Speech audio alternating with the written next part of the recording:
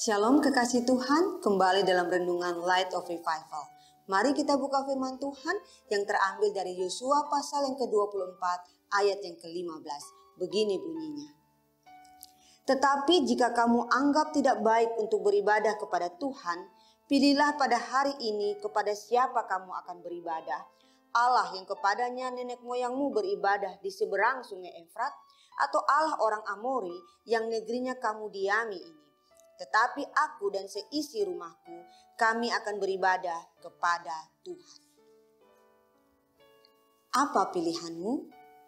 Kekasih Tuhan, bagian firman Tuhan yang kita baca ini merupakan pasal terakhir dari kitab Yosua yang berisi nasihat atau amanat terakhir sebelum Yosua meninggal. Dan dalam pasal 24 ini kita dapati ringkasan singkat sejarah Israel dari masa bapa leluhur sampai mereka memasuki tanah perjanjian. Setelah mengingatkan kembali akan sejarah Israel, Yosua lalu menantang mereka untuk menentukan pilihan kepada siapa mereka akan menyembah. Tantangan ini bukan hanya sekedar pengakuan di mulut yang harus dilakukan oleh bangsa ini di tanah perjanjian, tetapi terutama bahwa tantangan ini berarti yang pertama, bahwa menyembah yang maha kuasa, Sang Ilahi harus dilakukan. Manusia diciptakan untuk menyembah Allah. Pilihan yang diberikan bukan mau menyembah atau tidak mau menyembah, mau beribadah atau tidak mau beribadah, tetapi kepada siapa penyembahan itu dan ibadah itu dilakukan. Dengan kata lain, manusia diciptakan bukan untuk menjadi ateis atau tidak beragama atau tidak mengakui keberadaan Sang Ilahi.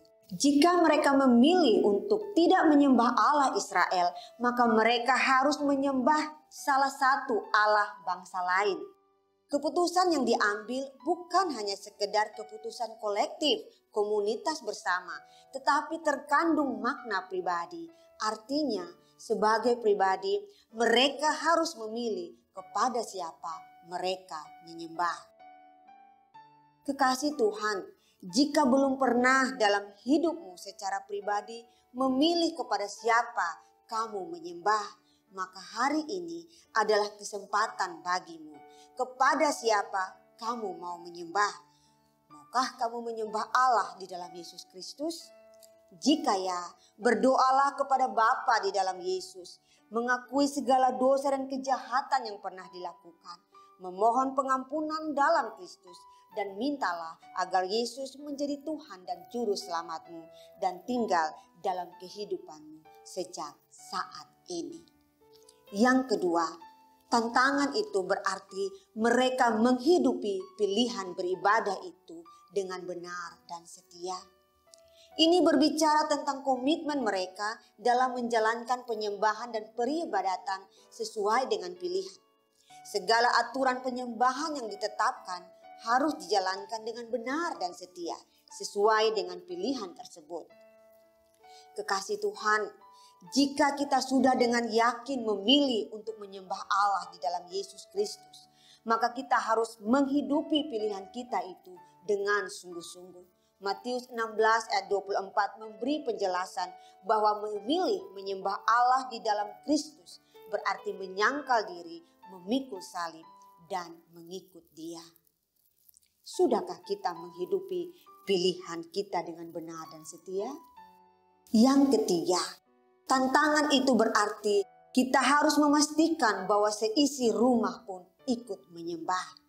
Deklarasi Yosua bahwa ia dan seisi rumahnya akan menyembah Tuhan terkandung janji bahwa sebagai imam di keluarganya, ia memiliki tanggung jawab untuk memastikan seisi rumahnya menyembah Tuhan yang benar, dan dia akan melakukan tugas itu dengan penuh tanggung jawab.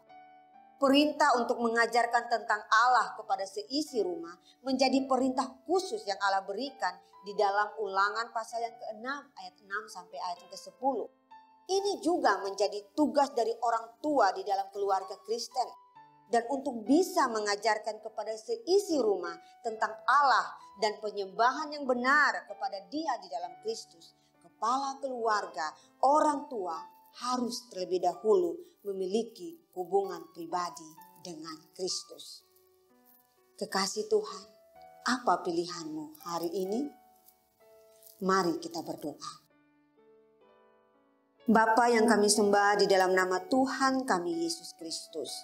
Tolonglah kami ya Bapa ketika kami menghadapi pilihan kehidupan untuk menyembah-Mu, maka tanpa keraguan kami boleh memilih menyembah-Mu secara benar. Tolonglah kami ya Bapa dalam perjalanan iman kami untuk menghidupi pilihan kami ini sesuai dengan kehendak-Mu, dan tolonglah kami ya Tuhan untuk bisa menjadi teladan sehingga seisi rumah kami pun boleh mengenal-Mu ya Bapa. Pimpin dan sertai kami serta orang-orang yang kami kasihi di sepanjang hari ini, dan biarlah dalam kehidupan kami boleh menyenangkan nama-Mu. Di dalam nama Tuhan kami Yesus Kristus kami berdoa kepada Bapa di surga. Amin. Selamat menjalani hari ini dalam berkat Tuhan, dan mari jadikan firman Tuhan sebagai pelita dan terang dalam kehidupan kita. Shalom, Tuhan Yesus memberkati.